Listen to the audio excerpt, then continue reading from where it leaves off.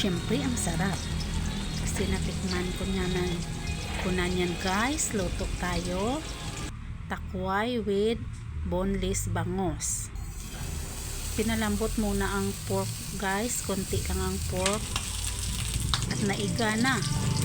Pag naiga na, nilagyan ko ng konting cooking oil at saka nilagay ko ng garlic crust at onion slice. Mix together lang natin guys. Sama na natin ang ating diced pork. Pag golden brown na natin guys, kasama sa ating aromatics. At ang bango na yan guys. Medyo na golden brown na yung ating ginigisa. Ginigisa. Ilagay na natin yung ating takway. Takway ngayon guys. For today's video, nilagyan na ng asin, bitsin, soy sauce. Mix ng konti.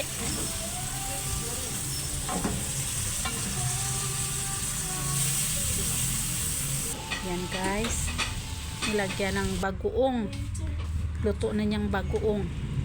At ngayon, timplahan na natin yung ating bangus with asin, kunting bitsin, at saka ground black pepper, soy sauce. Yan guys, yung soy sauce sa bottle guys. Linagyan ko lang ng tawag na? Ng hole. Minuslutan ko lang tawag sa Ilonggo guys. At saka ground pepper. At saka konting vinegar guys. At yung ating fresh na bawang. Yung ating minced garlic para mas mabango at mas masarap. Yung ating bangus. Ayan pala guys, huli pala yung vinegar. At ngayon yung ating takway, nilagyan ko na ng tubig. At palambutin lang natin yung ating takway guys.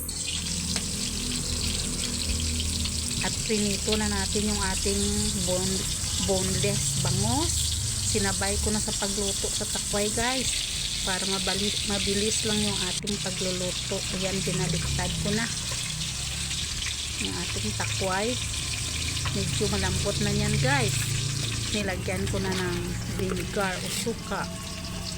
Langgaw yan tawag sa Ilonggo guys. Pagluto ng langgaw, lagyan natin ng asukal. Yun guys, na-mix ko na yan at nilagyan ng long chilies. Lalong bumango yung ating adobong takway with diced pork. Ready to serve na yan guys, together with our fried bangus.